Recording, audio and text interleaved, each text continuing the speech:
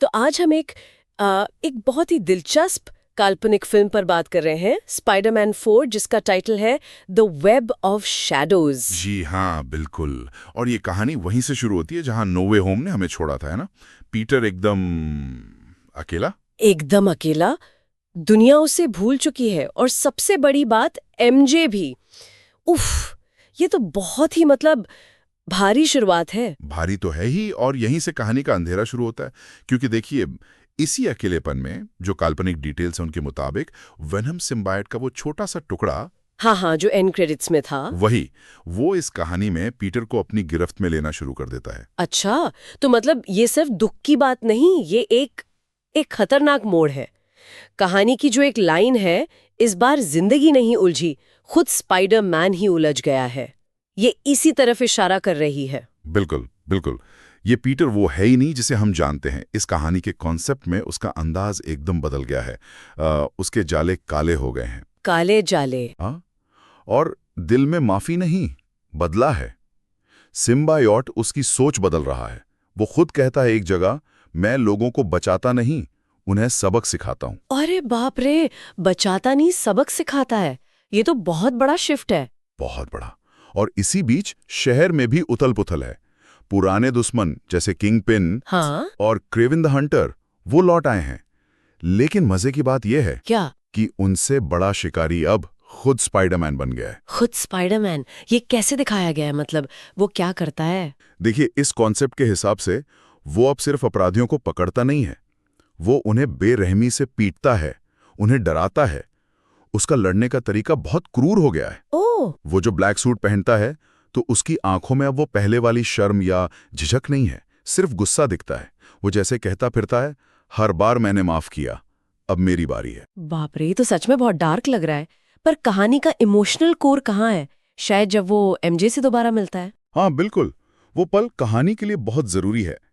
Peter शायद किसी उम्मीद से एमजे से मिलता है कि शायद कुछ कनेक्शन बाकी हो। और क्या होता है? वो उसे देखती है पर पहचानती नहीं, और वो कहती कुछ ऐसा कि तुम वो पीटर नहीं हो, तुम्हारी आंखों में कुछ कुछ भयानक है। ओह, ये तो उसे तोड़ देगा अंदर से। बिल्कुल।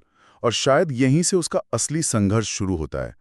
क्या वो इस अंधेरे को पूरी तरह अपना लेगा या इससे लड़ेगा? तो ये लड़ाई सिर्फ किंगपिन या क्रेविन से नहीं है, ये उसके अंदर है। एग्जैक्टली। बाहरी दुश्मनों से ज्यादा बड़ी लड़ाई उसके अंदर चल रही है। और सुनने में आया था कि शायद डॉक्टर स्ट्रेंज या डेयरडेविल, रीरी विलियम्स भी, शायद वो लोग भी आते हैं। हाँ, इस काल्पनिक कहानी के आइडिया में ये बात है कि ये किरदार उसे रोकने की या शायद समझाने की कोशिश करते हैं। डेयरडेविल शायद उसे नैतिकता याद दिलाता है। स्ट्रेंज शायद सिम्बायोट के असली खतरे के बारे में बताता है। पर आखिर में लड़ाई तो पीटर को ही लड़नी है। वो सिम्बायोट उसे ताकत दे रहा है, गुस्सा दे रहा है, पर उसकी इंसानियत वो छीन रहा है। हाँ। सवाल यह है कि क्या वो इस ताकत को छोड़ेगा या इसमें खो जाएगा। और क्लाइमैक्स अंत में क्या होता है? क्या वो जीत पाता है अपने आप से? कहानी के अंत में एक बहुत पावरफुल सीन की बात की गई है। पीटर खुद को आईने में देखता है, शायद ब्लैक सूट में, अपनी बदली हुई शक्ल के साथ, और उसे एहसास होता है कि वो क्या बन चुका है। और तब वो एक फैसला लेता है। वो कहता है, मैं स्पाइडरमैन हूं, पर अब मैं सिर्फ हीरो नहीं, इंसान भी बनना चाहता हूं। ये एक तरह से उसकी वापसी की शुरुआत है। तो वो सूट उतार देता है, उसे नष्ट कर देता है। हाँ बिल्कुल, वो उस काले सूट को जला देता है जो सिम्बायोट से उसकी आजादी का प्रतीक है। लेकिन एक बहुत दिलचस्प डिटेल है इस कहानी के कॉन्सेप्ट में। क्या? कि सूट जलाने के बाद भी उसकी आंखों में एक बहुत हल्का सा काला धब्बा रह जाता है। अरे, मतलब शायद ये कि वो अनुभव, वो अंधेरा उसे हमेशा के लिए बदल गया है।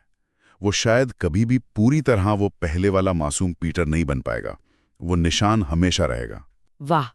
तो कुल मिला के स्पाइडरमैन 4 की एक काल्पनिक कहानी एक ऐसे हीरो की है जिसने सच में सब कुछ खो दिया और फिर खुद को भी खोने लगा। हाँ, और ये दिखाती है कि हीरो और विलन के बीच की लाइन कितनी धुंधली हो सकती है, खासकर जब गुस्सा आपकी ताकत बन जाए। सही कहा। ये याद दिलाता है कि स्पाइडरमैन की असली ताकत तो हमेशा उसकी इंसानियत थी, उसका दिल। बिल्कुल। पर जब वो इंसान ही टूटता है, तो जैसा कहानी कहती है, सिर्फ जाले नहीं उलझते, पूरी कायनात उलझ जाती है। उसके अंदर का तूफान बाहर भी असर डालता है।